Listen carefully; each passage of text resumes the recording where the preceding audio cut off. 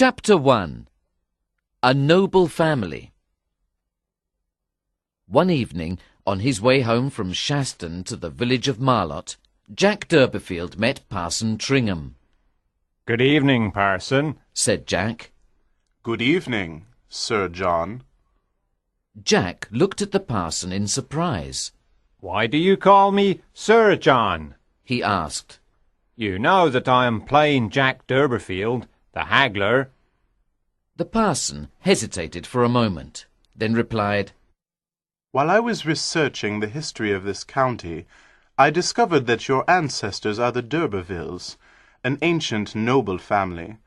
Your ancestor, Sir Pagan d'Urberville, was a famous knight who came from Normandy with William the Conqueror." "I have never heard it before." "Yes, yours is one of the best families in England." "How amazing!" cried Jack. "All these years I thought I was just a common fellow. Tell me, sir, where do we d'Urbervilles live?" "You don't live anywhere. You are extinct, as a county family." "That's bad. But where are we buried?" "At Kingsborough. Many d'Urbervilles are buried there in marble tombs."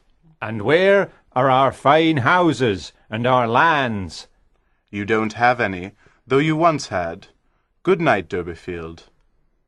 "Well," thought Jack, "I'll go to the Pure Drop pub and have a drink to celebrate this. Then I'll ride home in a carriage."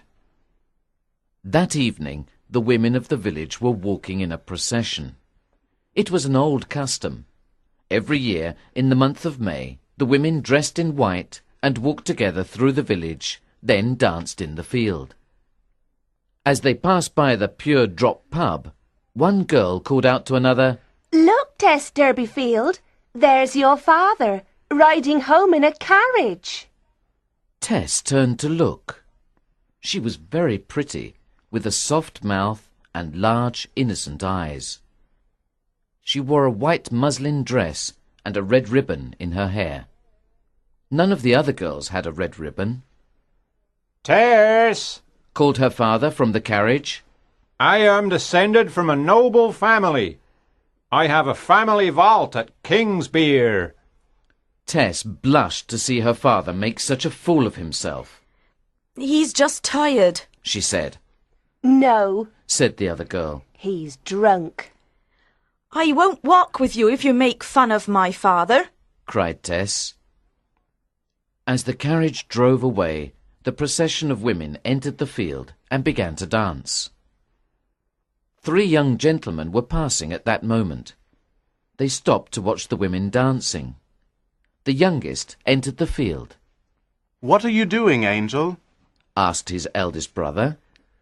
"I'm going to dance with them. Why don't we all dance?" "Don't be foolish. We can't dance with simple country girls. Somebody might see us. Besides, we must get to Stourcastle before dark." "Well, you go on. I'll join you in 5 minutes." The 2 elder brothers, Felix and Cuthbert, walked on. "Who will dance with me?" Angel asked the women. "You'll have to choose a partner, sir," said one of the girls. Angel looked around and chose the girl nearest to him. He did not choose Tess, even though she was descended from a noble family. After the dance, Angel noticed Tess. She was standing apart from the others, looking at him sadly. He felt sorry that he had not asked her to dance, but it was too late now. Angel turned and ran down the road after his brothers. When Tess returned home that evening, she was still thinking about the young man who had not asked her to dance. But as soon as she entered the cottage, her father told her what the parson had said. "I went back to the Pure Drop and told everyone there. One man said there's a lady called Mrs. Stoke d'Urberville living in a fine house near Trantridge. She must be my cousin." Mrs. d'Urberville smiled. Her face still had some of the freshness and prettiness of her youth. Tess's good looks came from her mother, not from the noble d'Urbervilles. "I think you should go and visit her, Tess," said she. "I looked in my fortune-telling book, and it said you should go." Tess's mother was a simple countrywoman who spoke in dialect, sang folk songs, and had many superstitious beliefs. Tess had been educated at the national school, and she spoke 2 languages, dialect at home and English outside. Mr. and Mrs. D'Urberville had brought 9 children into the world. Tess, the eldest, was 17. The 2 after Tess had died in infancy. Then came Liza Lou, Abraham, 2 more sisters, a 3-year-old boy, and a baby. Mr. D'Urberville's face was red from drinking. "I'm tired, Joan," he said to his wife. Father, Said Tess. you have to drive the goods to town so we can sell them at the market tomorrow. How will you wake up in time? "I'll wake up, don't you worry." Said Jack. But at 2 in the morning, Joan came to Tess's room. I've been trying to wake him, but I can't. She said. If he doesn't leave now, he'll be late for the market. Abraham and I will go. Tess replied. Tess loaded the goods onto the cart, which was drawn by Prince, their only horse. Then she and Abraham climbed on and waved goodbye to their mother. The night sky was full of stars as Tess and Abraham rode along.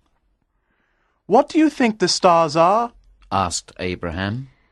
They are worlds like this one. Really? Are they exactly like our world? No, I think they are like the apples on the tree. Some of them are splendid and healthy, but others are rotten. And which are we on? A splendid one or a rotten one? A rotten one. They stopped talking and Tess began to feel sleepy. She tried to stay awake, but in the end she fell asleep. She was woken up by the terrifying sound of an animal in pain. The cart had stopped. Tess jumped down and saw to her horror that they had crashed into the morning mail cart in the dark. The pointed wooden shaft of the mail cart had penetrated Prince's chest like a sword. Tess put her hand on the wound. Prince's blood splashed over her face and dress. The poor horse fell down dead. "I must go on with the mail," said the mailman. "I'll send someone to help you." As Tess and Abraham waited on the road, the sun rose. Then Tess saw the huge pool of blood. It's all my fault. She cried. How will Mother and Father get their goods to market without a horse? Is it because we live on a rotten star? Asked Abraham, with tears running down his cheeks. Tess did not reply. Her cheeks were pale and dry, as though she thought herself a murderess. After Prince's death, life was very difficult for the D'Urbervilles. Tess felt responsible for her family's distress and wondered what she could do to help them. One day her mother said, Tess, you must go to our cousin, Mrs. Stoke d'Urberville, and ask for her help. She is very rich. Tess took a cart to Trantridge Cross and walked the rest of the way. She passed through the Chase, an ancient forest that had been there for thousands of years. Finally, she came to Mrs. D'Urberville's house, a fine new mansion known as the Slopes. Tess was startled and intimidated by the grandeur of the Slopes. The great red brick house, the green lawn with an ornamental tent on it, the stables. Everything about the house and gardens looked like money. I thought we were an old family, thought Tess. but this is all new. In fact, the Stoke d'Urbervilles were not really d'Urbervilles at all. Mr. Simon Stoke had made a fortune as a merchant in the north of England. When he retired, he moved to the south and decided to change his name to something more aristocratic. He looked through a history of the county and found the name d'Urberville. So he changed his name to Stoke d'Urberville. Tess and her family knew nothing about this work of the imagination. As Tess stood looking at the house, a young man walked out of the ornamental tent, smoking a cigar. He had dark skin, a full mouth, and a black moustache. "Well, my beauty, what can I do for you?" he asked, looking at Tess boldly. "I am Mr. Alexander d'Urberville. Have you come to see me or my mother?"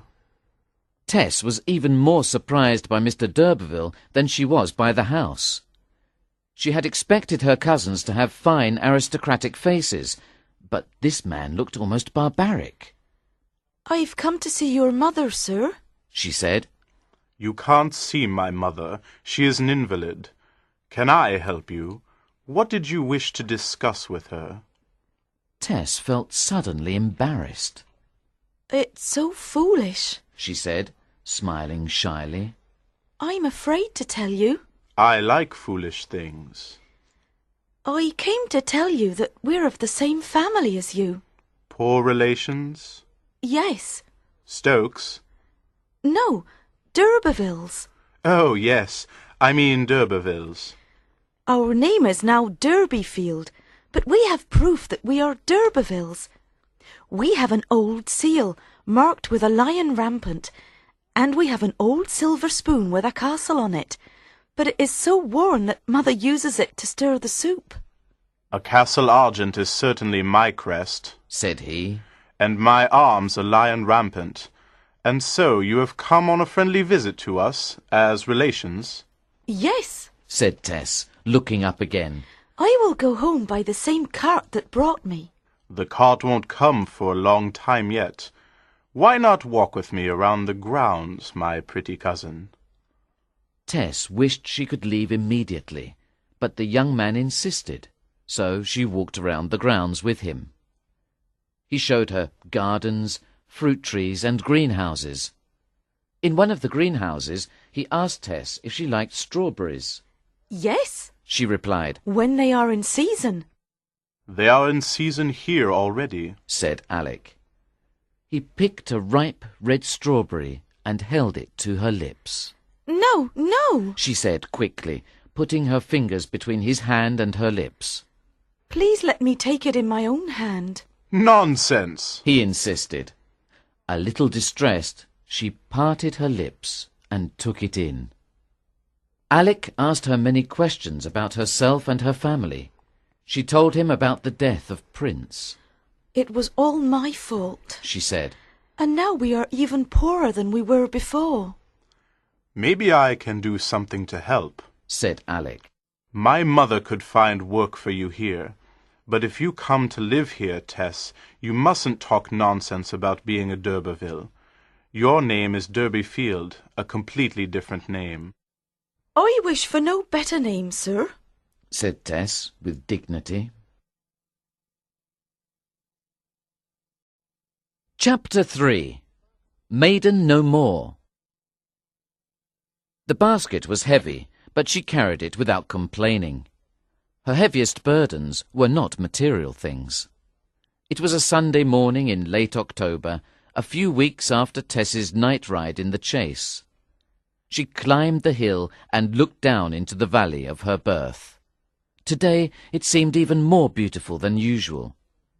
Since she had last seen it, she had learned that the serpent hisses where the sweet birds sing, and her views of life had been totally changed by the lesson.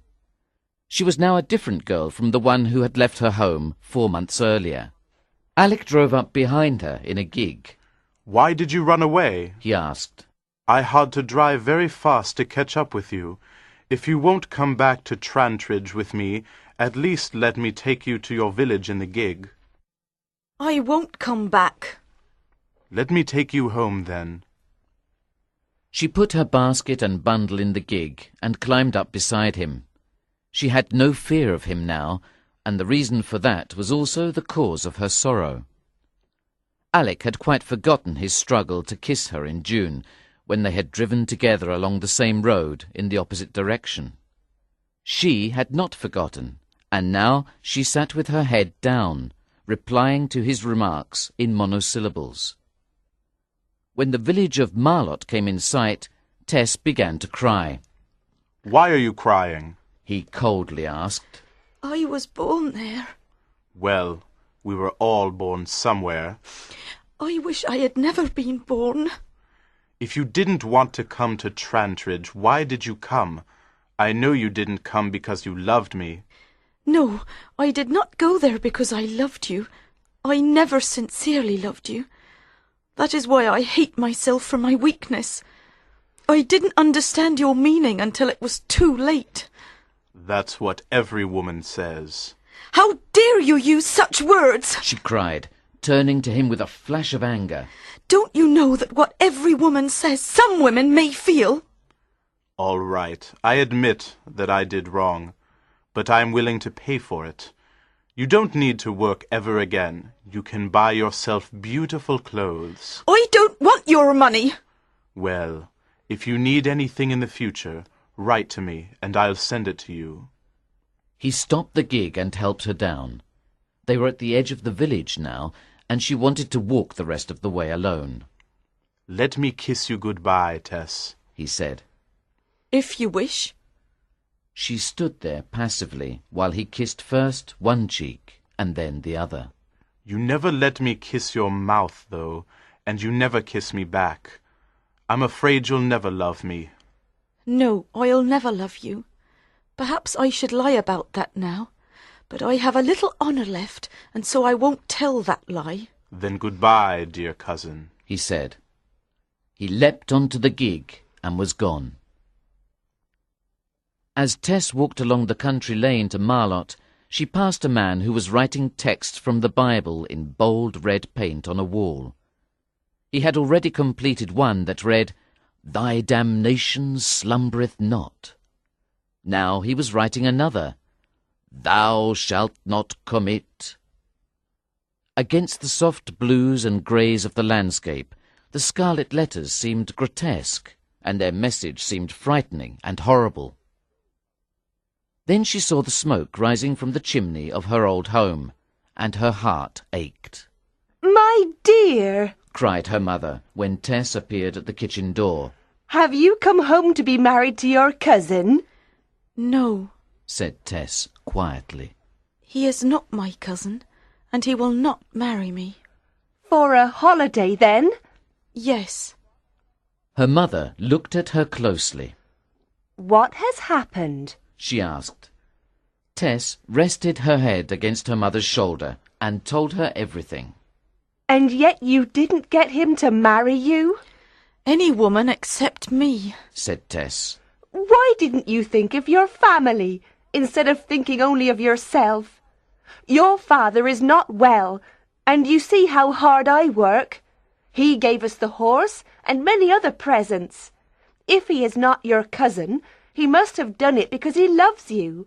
And yet you didn't get him to marry you. You should have been more careful if you did not want to be his wife. Oh, Mother, cried poor Tess. how could I have known? Why didn't you tell me that men were dangerous? Why didn't you warn me?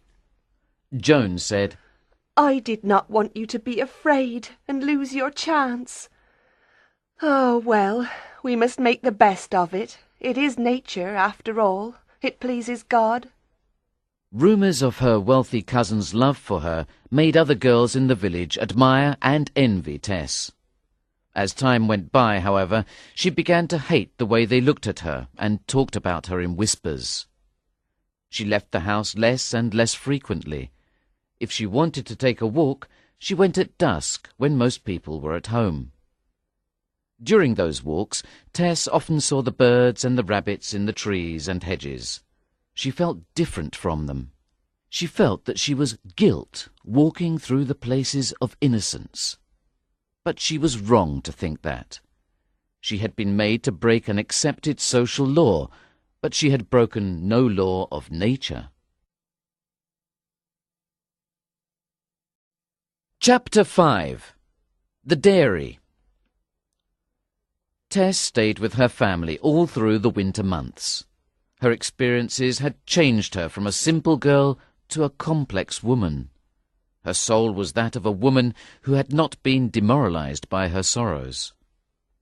The spring came, with a feeling of germination in the air. It moved Tess with a desire for life. She knew that she could never be comfortable in Marlott again, but if she went somewhere else, where no one knew her history? Tess longed to go. She heard that a dairy farm many miles to the south needed a milkmaid, and she decided to go there. A spirit was rising in her as automatically as the sap in the trees. It was the spirit of youth, and with it came hope. On a beautiful morning in May, she took a hired cart to the town of Stowcastle. There she took another cart to Talbot Hayes Dairy. The cart passed by Kingsbere Church, where the d'Urbervilles were buried. Tess no longer admired her ancestors. They were responsible, she felt, for all her troubles. I will tell no one in the new place that I am a d'Urberville, she thought. Yet one of the reasons this particular place attracted her was that it was near the ancestral lands of her family. She looked with interest as the cart entered the valley of the great dairies, a verdant plain watered by the river Froome. This will be my new home, she thought. The green fields were full of brown and white cattle, grazing peacefully in the evening light. The waters of the river Froome were clear and rapid. Tess felt happy and hopeful. The fresh air and the excitement of a new place made her cheeks pink and her eyes bright. She reached the dairy at milking time. The dairy workers in the milk house watched with interest as Tess approached. The owner of the dairy, Mr. Crick, introduced himself to Tess. "Do you want something to eat before you start milking?" he asked. No, thank you, Tess replied. Mr. Crick gave her a stool. She placed it beside a cow, sat down, rested her cheek against the cow's side, and began milking. Soon the only sound in the milk house was that of warm milk squirting into buckets. After a little while, the dairy workers began to talk. "The cows are not giving as much milk as usual," said one. "That's because we have someone new in the dairy," replied another. "It always happens." We should sing a song to calm their nerves, said a third. "You could play your harp to them, sir," said Mr. Crick. "Why?"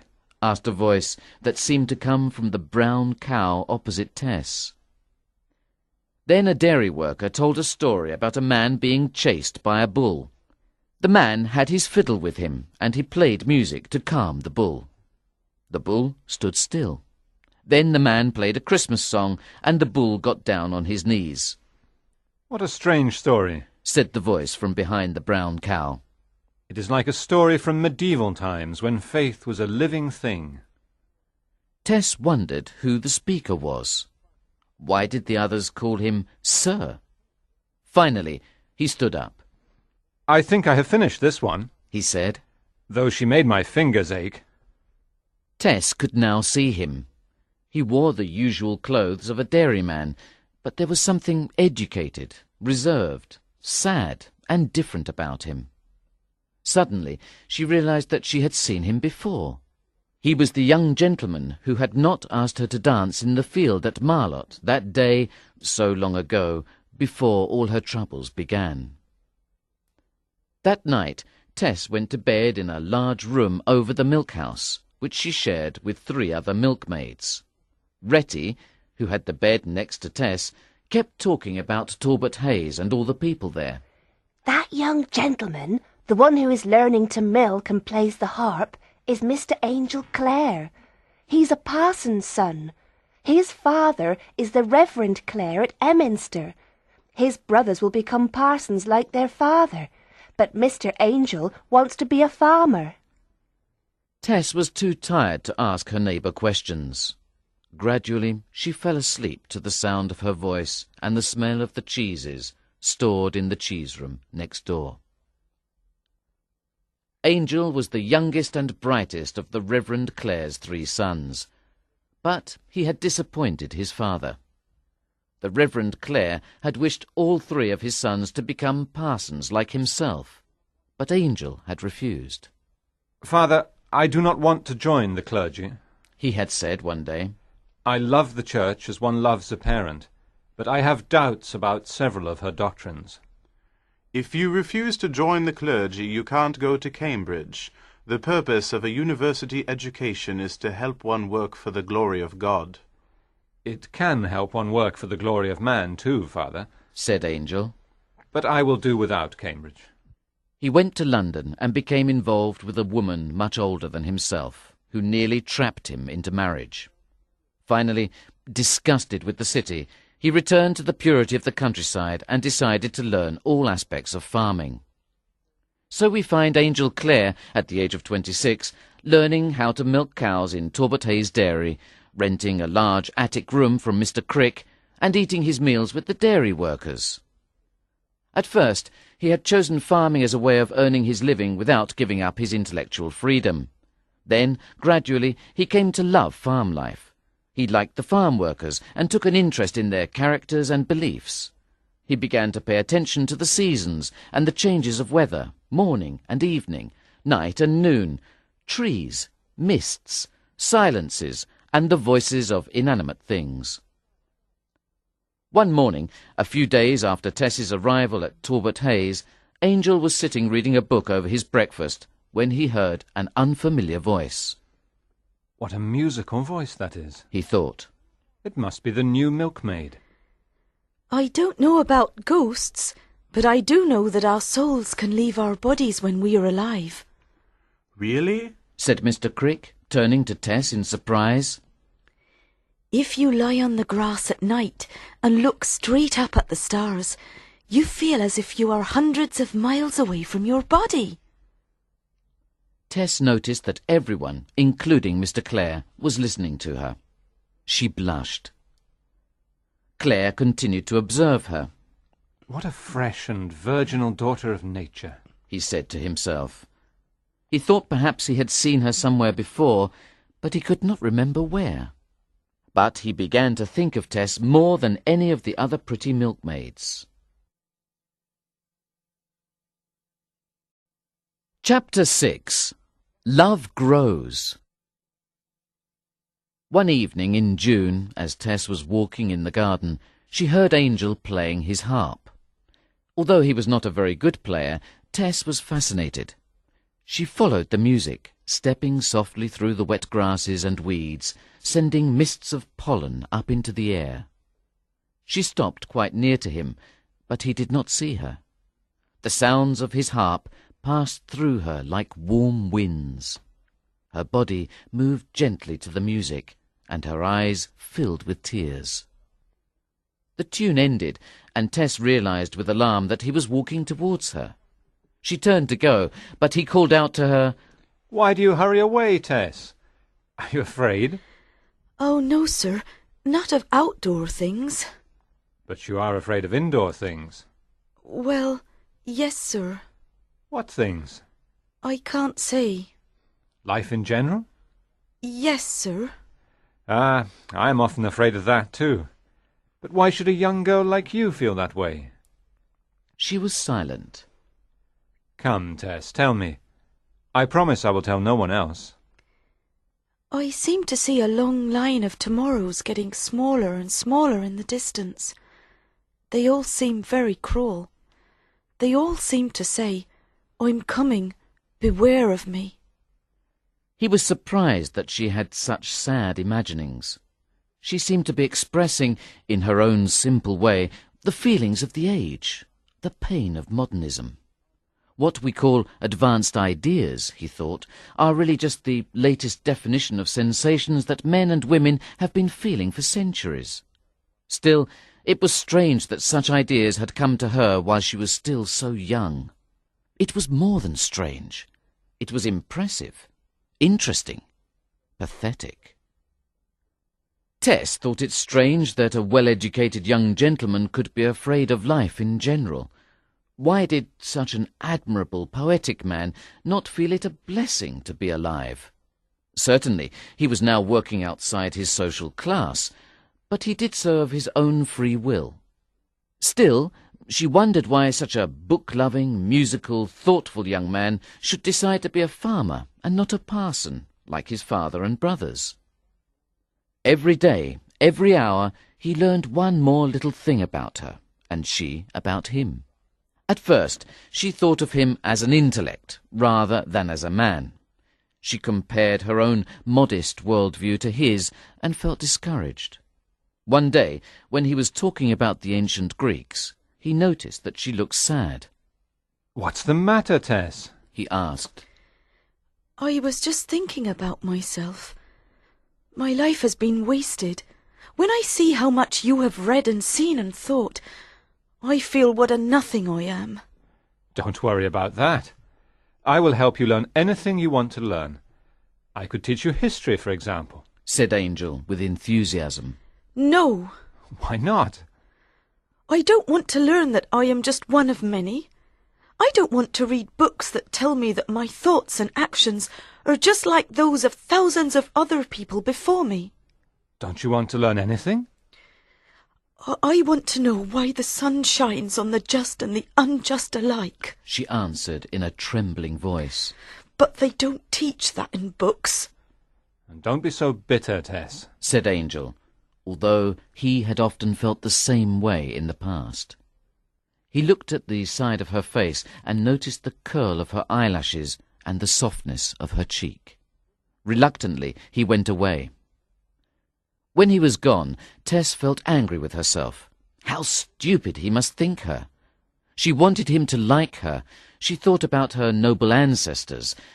The next day, Tess asked Mr. Crick if Mr. Clare had respect for old noble families.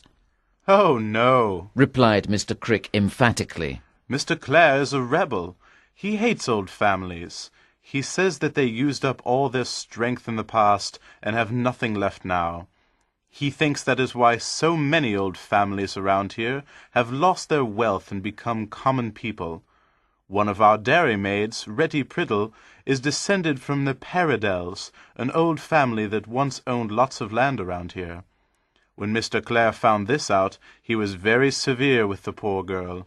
'You'll never be a good milkmaid,' he said, 'because your family wasted all its strength fighting wars in the Middle Ages.' And some time ago, a boy came to ask for a job. He said his name was Matt. We asked him what his surname was, and he said he didn't have one. We asked him why, and he replied, 'Well, I suppose my family has not been established long enough.' When Mr. Clare heard that, he jumped up and shook the boy's hand, saying, 'You're exactly the kind of boy we want.'" Tess was glad she had not told Angel about her family. Now she knew he did not respect old families. Besides, another dairymaid was as good as she in that respect. The story about the boy made Tess suspect that Angel was interested in her only because he thought that she too was from a new family. The summer matured, producing a new generation of flowers, nightingales, and other ephemeral creatures. The sunlight made flowers open and sap rise in the trees. The warmth of the sun filled the air with perfumes. Life at Talbot Hayes Dairy went on comfortably. Tess and Claire watched each other. They were balanced on the edge of passion. They were moving irresistibly towards each other, like two rivers in one valley. Tess had never been so happy. One reason was that the life she lived now was completely appropriate for her. The other reason was that she, like Angel, was not yet aware of being in love. She was not yet at the stage when one asks oneself disturbing questions. Where will this new feeling carry me? What effect will it have on my future? What relation does it have to my past? They met every day at dawn. It was Tess's job to wake the other dairy workers, and every morning she climbed the ladder to Angel's attic room and called him in a loud whisper. He rose immediately, got dressed, and went downstairs. All the other dairy workers slept for another 15 minutes before rising. So, usually, Tess and Angel spent the first 15 minutes of the day together, alone, out in the humid air and the rosy light of dawn. Sometimes it seemed to them that they were Adam and Eve, alone on the earth.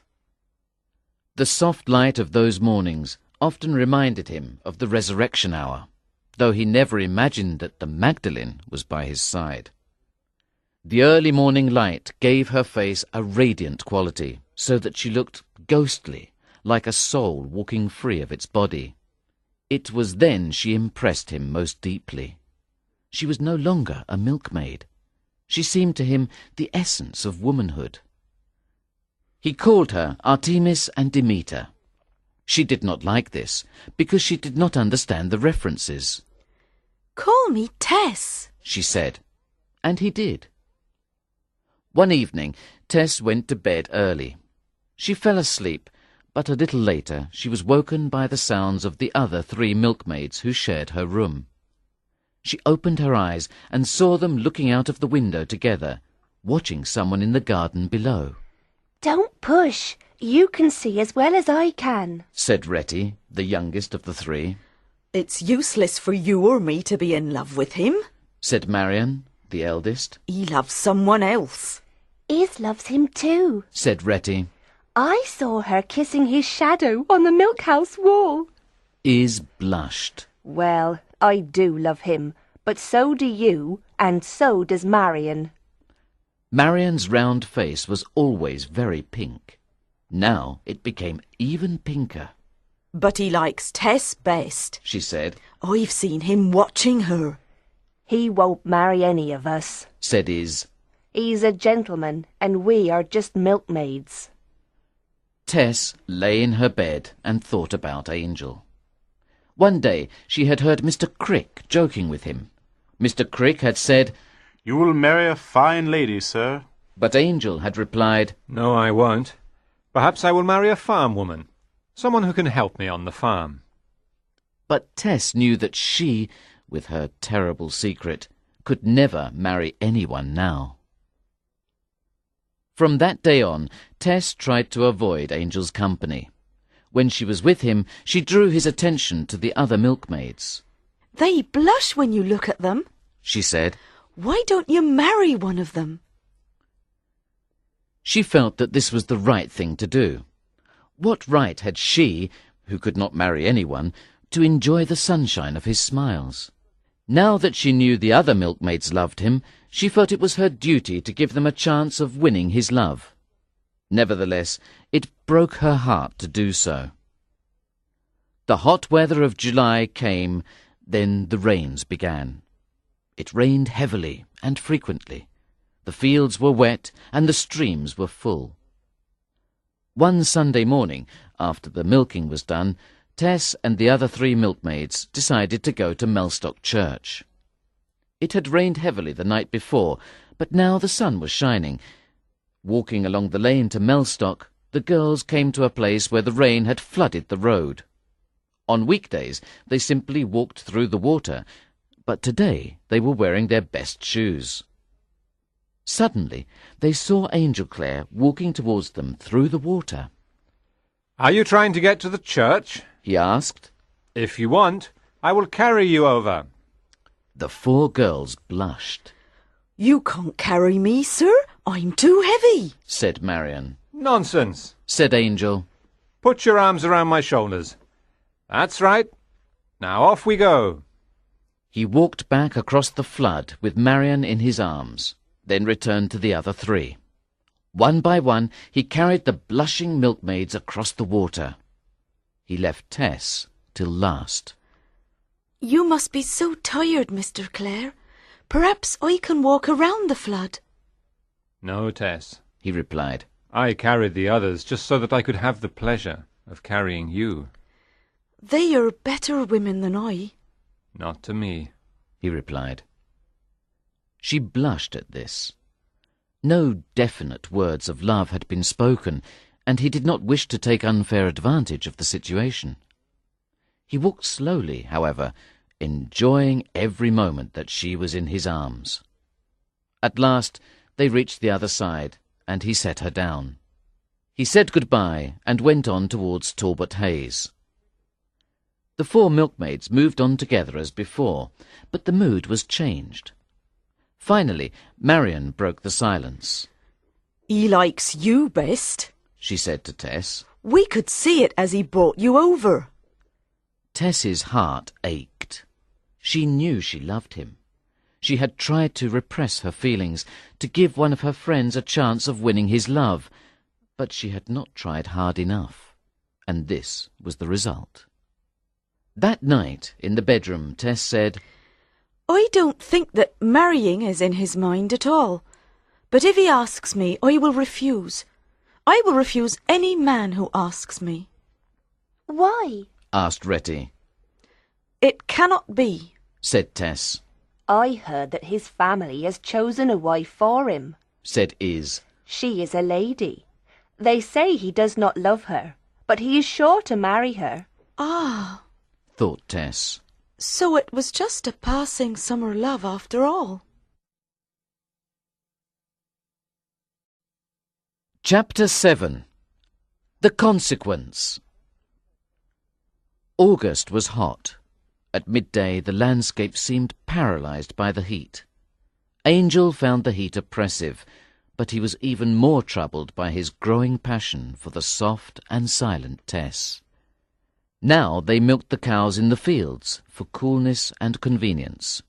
One afternoon, at milking time, Angel found Tess in a secluded corner of the field, milking one of the cows. He placed his stool beside a nearby cow and sat down. But he did not start milking. Instead, he watched Tess. She was leaning her cheek against the flank of the cow. Her face in profile was like a delicate cameo against the brown background of the cow. Her eyes gazed dreamily off to the horizon. The picture was still, except for Tess's hands, which moved gently and rhythmically like the beating of a heart. How lovable her face was to him. It was full of vitality and warmth. He loved her eloquent eyes, her fair skin, her arched brows, and the beautiful shape of her chin and throat. Above all, he loved her mouth. It reminded him of that image in Elizabethan poetry of the beloved's lips and teeth like roses filled with snow. He was tempted to call Tess's mouth perfect, but no, it was not perfect, and that touch of imperfection gave it sweetness and humanity. Overcome with emotion, Angel leapt up and knelt beside her. He put his arms around her. She was surprised, but when she saw it was he, she yielded to his embrace with a cry of pleasure. "Forgive me, Tess, dear," he whispered. "I should have asked. I love you." Tess's eyes filled with tears. Just then they heard Mr. Crick approaching. They went back to their milking as if nothing had happened. But something had happened. The universe had changed for Angel and Tess. Angel's embrace had been impulsive. Afterwards he was amazed and frightened by what he had done. But now it was clear to him that she loved him. Why should he not marry her? The next day he went to Emminster to discuss it with his family. His parents were not enthusiastic about him marrying a milkmaid. They wanted him to marry Mercy Chant, the daughter of a neighbouring clergyman. "Ah, well," said the Reverend Clare finally, "I suppose a farm woman will be a better wife for you than a fine lady, and I am glad to hear you say that she is a good Christian." Angel got back to Talbot Hayes at 3:00. The dairy workers were taking their afternoon nap. The first to wake up was Tess. She descended the stairs, yawning, and Angel saw the red interior of her mouth, like a snake's. When she saw him, she was startled. "Oh, Mr. Clare, you frighten me." Angel put his arms around her. "Darling Tessie," he whispered. "don't call me Mister any more. I have hurried back from Emminster to ask you something very important. Will you be my wife?" Tess went pale. "No, I cannot," she murmured. "Don't you love me? "Oh, yes." Then why won't you marry me?" Tess was forced to invent a reason. "Your family won't like it. I am just a milkmaid." "But that is why I went home, Tessie. I told them about you, and they have agreed to our marriage." "But I cannot agree." "Was it too sudden, Tessie? Do you need time to think about it?" Yes," she said, relieved. So Angel did not ask again for a few days. A terrible struggle was going on in Tess's heart. She knew that, as an honourable woman, she must refuse him, but she wanted so much to accept him. The other milkmaids noticed her distress and guessed that something important had happened. On Sunday he asked her again, and again she refused. One day she will accept me, thought Angel with confidence. Therefore he was patient and loving. Days and weeks went by. September came and went. Occasionally Angel asked his question again. She tried on 1 or 2 occasions to tell him her terrible secret, but she failed. She was afraid of losing his love. One day Angel volunteered to drive the milk to the station. He asked Tess to accompany him, and she accepted. "Tess," he said as they drove along, "you must tell me why you refuse to marry me." It is for your own good. Tess replied. It is to do with my past. "Tell me." Well, a few years ago, Tess began, my family was in trouble. We were very poor and my father drank a little. "That's not unusual," said Angel. But there was something unusual. Our family is descended from the Urbervilles. "Really? Is that all? Is that the reason you refuse me?" Angel laughed and stopped the cart. Poor Tess did not have the strength to tell the rest of her story. Yes, she said. Mr. Crick told me that you hated old families. "Well, it's true that I hate the privileges of aristocracy, but that makes no difference to us. Now will you marry me?" Yes, cried Tess, and she burst into tears. Angel was surprised. There was nothing hysterical in Tess's nature. "Why are you crying, dearest?" he asked. Oh, I wish I had never been born, said the poor girl. "Tess, don't you love me? Why are you so sad?" Of course I love you, Tess replied. She put her arms around his neck, and for the first time Angel tasted the kisses of an impassioned woman who loved him with all her heart and soul.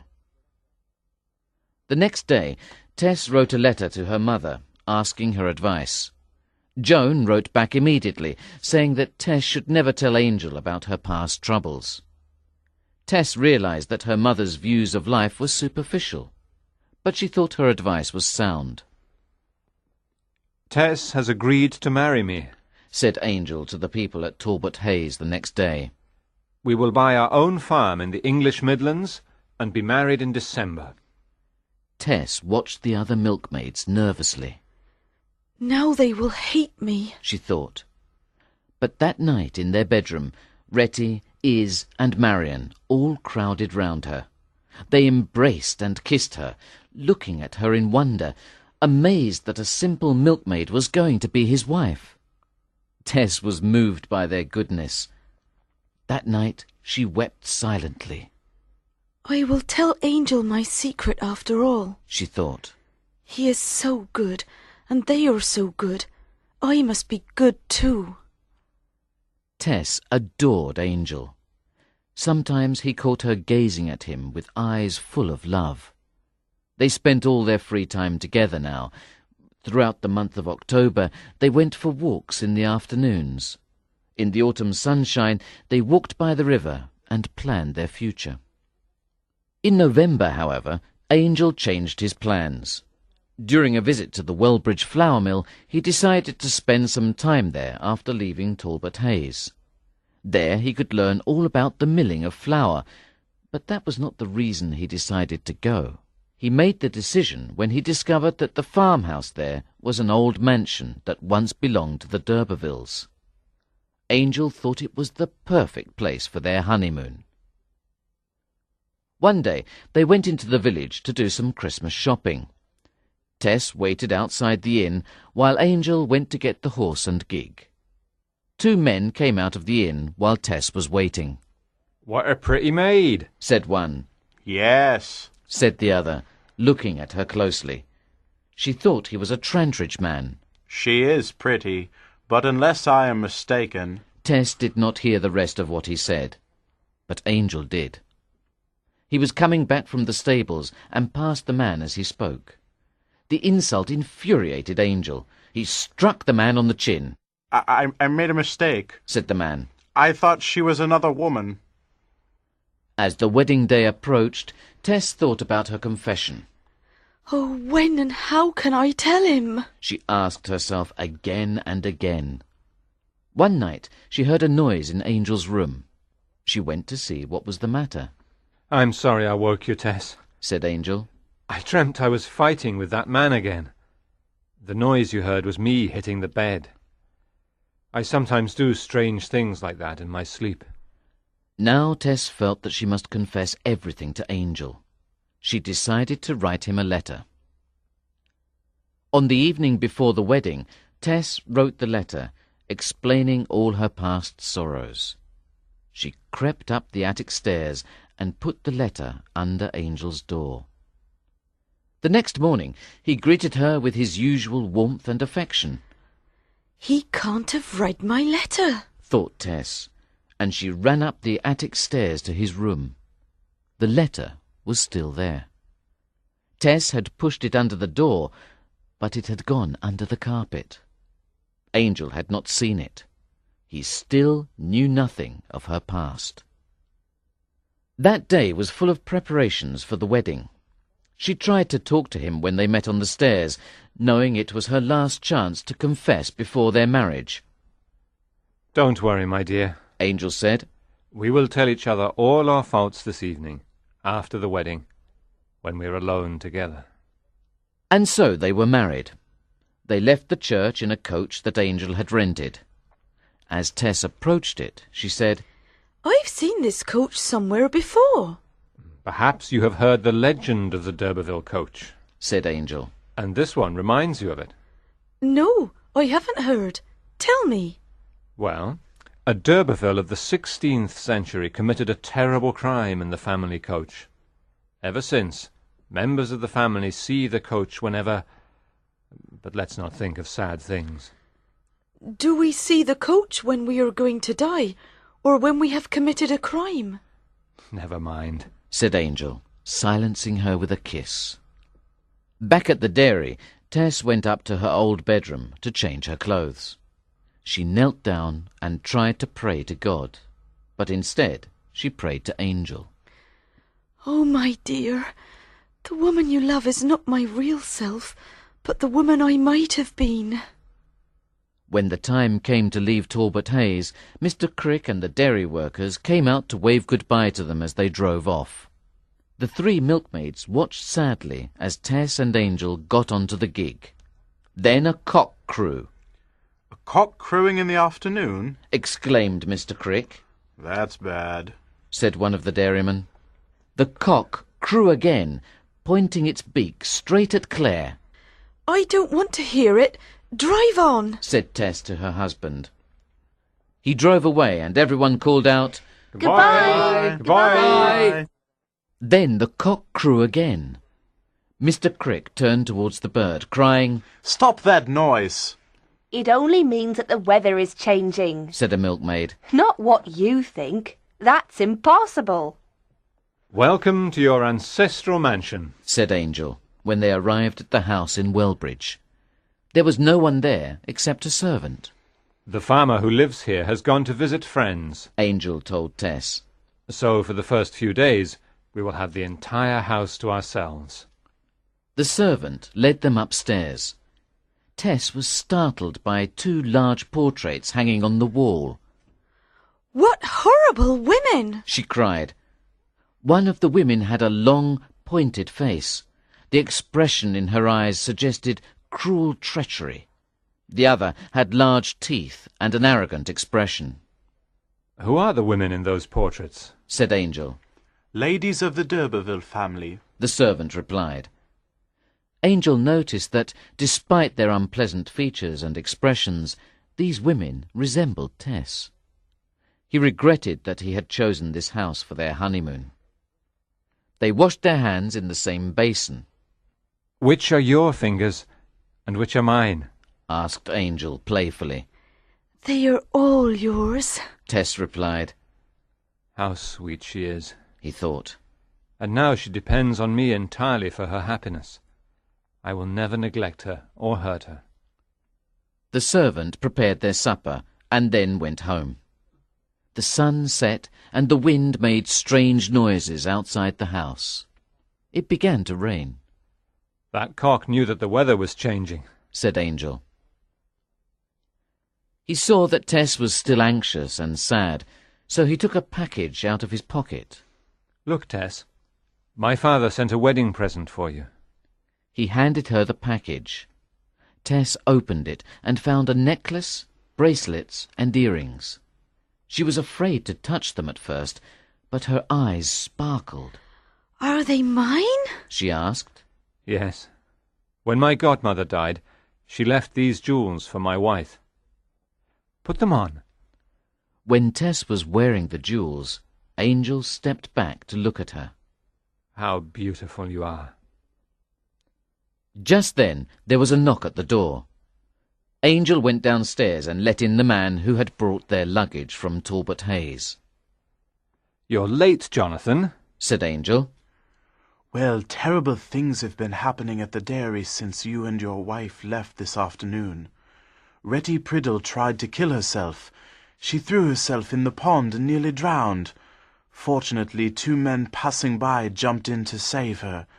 And Marion came home completely drunk, although she never usually drinks much. Tess went pale. They were innocent girls who had experienced the unhappiness of unrequited love. They had deserved a happier fate. She, who deserved to be unhappy, was the chosen one. It was wicked of her to take all without paying. I will pay now, she thought. I will tell him everything. When Jonathan had gone, they sat by the fire, holding hands. I want to make a confession, said Angel suddenly. To Tess, his desire to confess seemed like a gift from God. How strange it was. He seemed to be her double. I didn't tell you earlier, because I was afraid of losing you, he began. He told her of his time in London and his relationship with the older woman. When he had finished, he asked, Do you forgive me? Oh, Angel, I am almost glad, because now you can forgive me. Oh, yes. Now let me hear your little confession, he said, smiling. It is as serious as yours, perhaps even more so. It can't be more serious, dearest. No, it can't, cried Tess joyfully. Because it is the same. She bent forward by the fire, and her shadow was large on the wall behind her. The light from the fire glittered in her jewels. Each diamond seemed to give a sinister wink. She told him the whole story of her acquaintance with Alec d'Urberville and its results, speaking softly but without hesitation. Chapter 10. Fulfillment. In May, Angel Clare returned to England with 2 letters in his pocket. He went briefly to his parents at Emminster, then hired a gig and set out to find his wife. His parents were shocked to see how much he had changed. His face was thin and his eyes were anxious. He wore a beard now, which made him look much older than he was.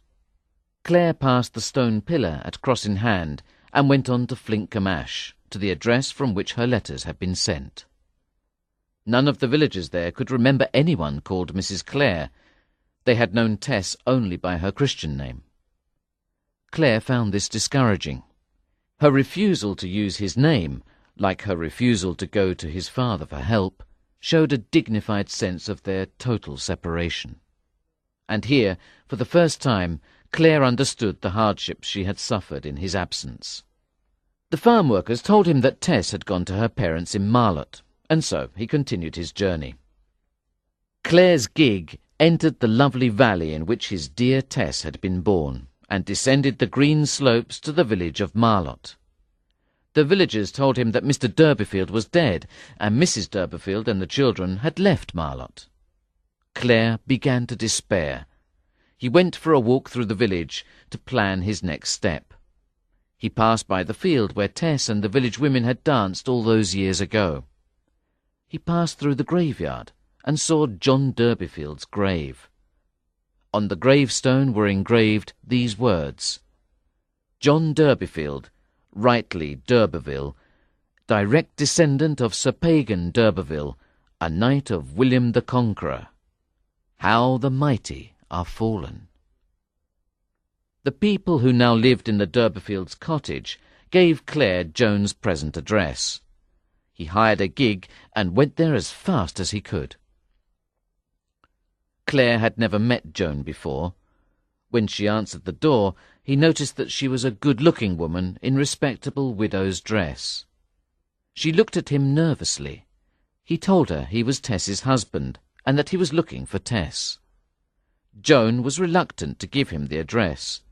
She said she was sure that Tess did not wish him to find her, but Claire did not believe her.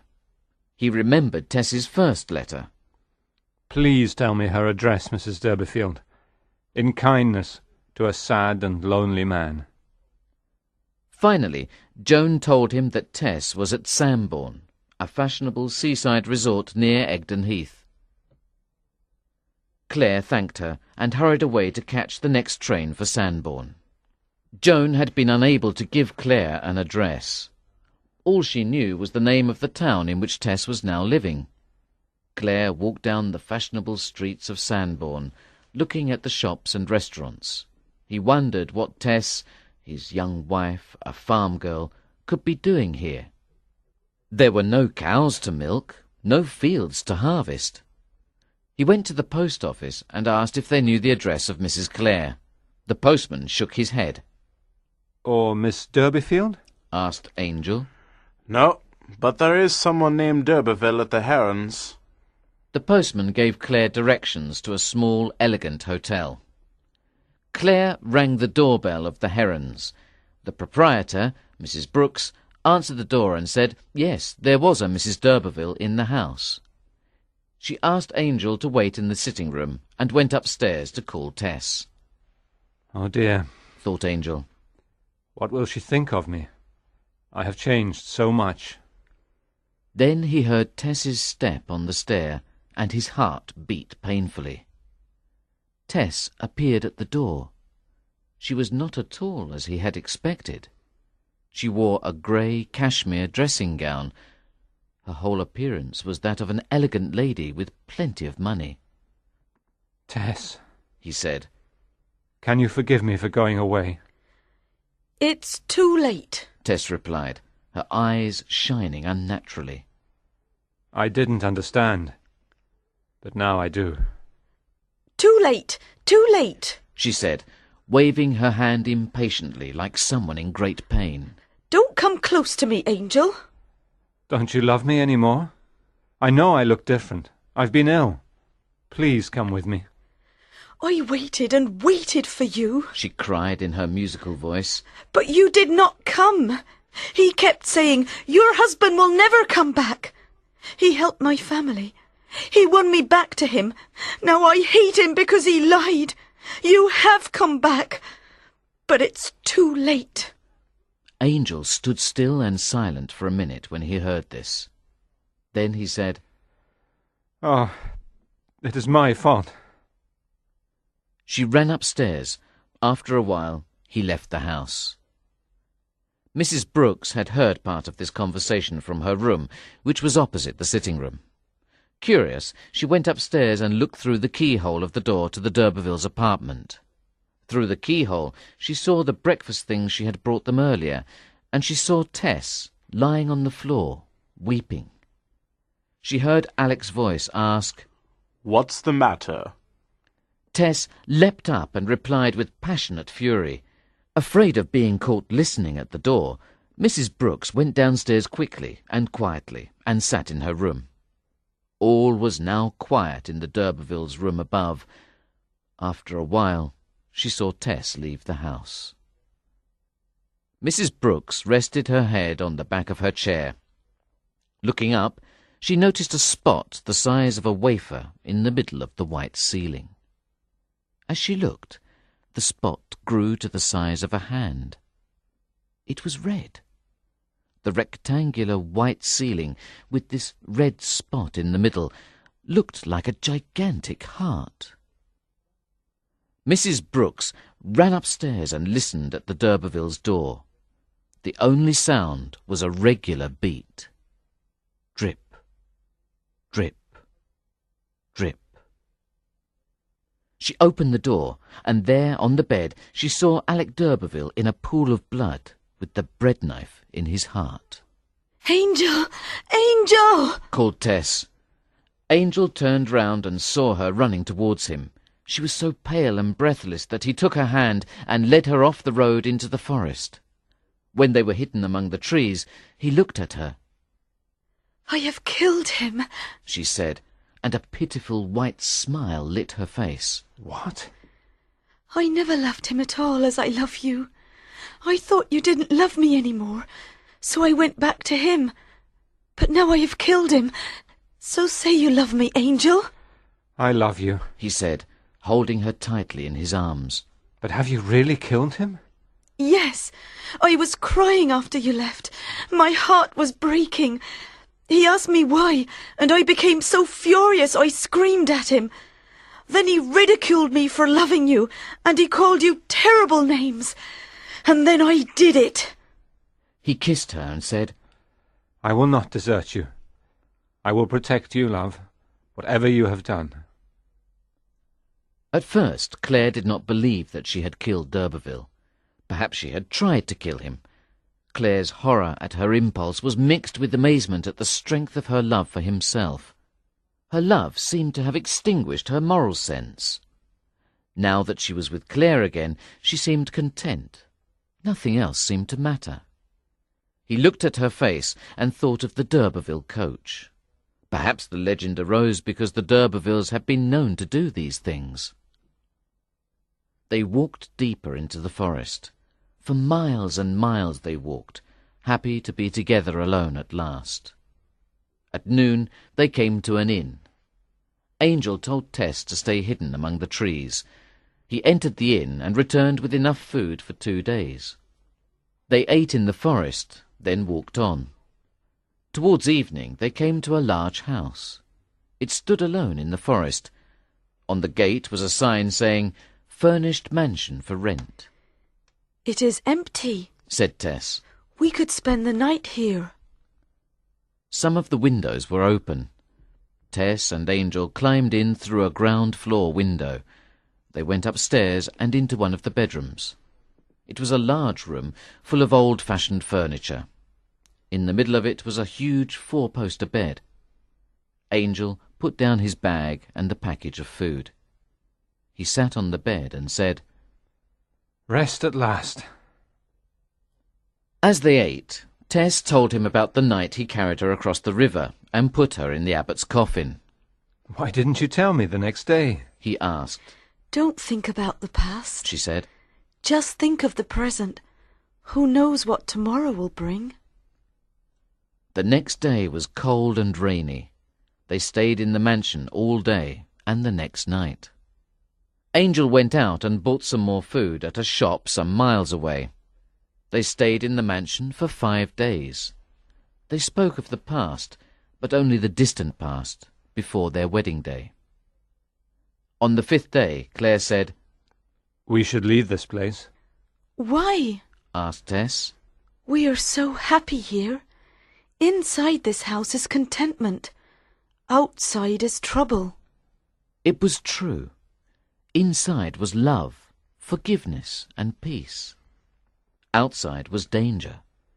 I know, my love, said Claire. But soon someone will come to clean the house. We must not be found here. The next day was sunny. They travelled north. Soon they came to the edge of the forest. They decided to sleep in the afternoon and continue their journey at night under the cover of darkness. They passed through a silent, sleeping town and onto the plain beyond. After walking for hours, they came upon a great stone structure. "What is it?" asked Tess. It was made of enormous blocks of stone. Some stood erect, others were lying on the ground. It's Stonehenge. Said Claire. The pagan temple. Yes. It is older than the centuries, older than the d'Urbervilles. Tess lay down on one of the stone slabs. I don't want to go any further, she said. Claire knelt down beside her. Are you tired? The stone you are lying on looks like an altar. Angel, if anything happens to me, will you take care of Liza Lou? I will. She is so good and simple and pure. Please marry her if you lose me. If I lose you, I lose everything. Gradually, the sky grew paler, and the great blocks of stone stood dark against it. Did they sacrifice to God here? Asked Tess. No, I think they worshipped the sun. Angel, do you believe we will meet again after death? He did not answer, but kissed her instead. Oh, I fear that means no, she cried, with tears in her eyes. She clasped his hand, but after a while he felt her grip relax in sleep. The great plain was now visible in the morning light. The sun rose behind the sunstone. Light bathed the stone of sacrifice. Claire saw something moving in the distance. He heard footsteps behind him. To his right and his left he saw men moving towards them. So her story was true. Claire leapt up and looked for a weapon.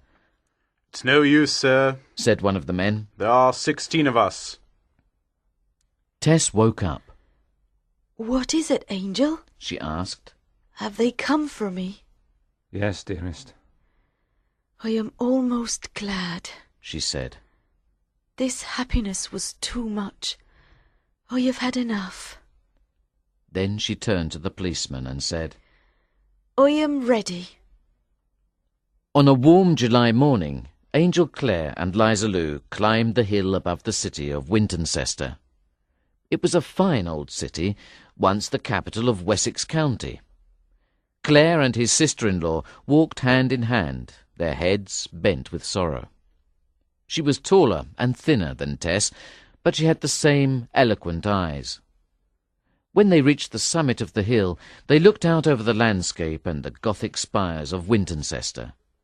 The cathedral bells rang 8 o'clock. Claire and Liza Lou started at the sound. They stared down at a large, ugly building in the middle of the city. On one of the building's towers stood a flagpole. A few minutes after the hour had struck, something moved slowly up the flagpole. It was a black flag. Justice was done. The President of the Immortals had ended his sport with Tess. The d'Urberville knights and ladies slept on in their tombs unaware. Claire and Liza Lou knelt down on the ground as if in prayer. They remained there a long time. Then they rose, joined hands again, and went on.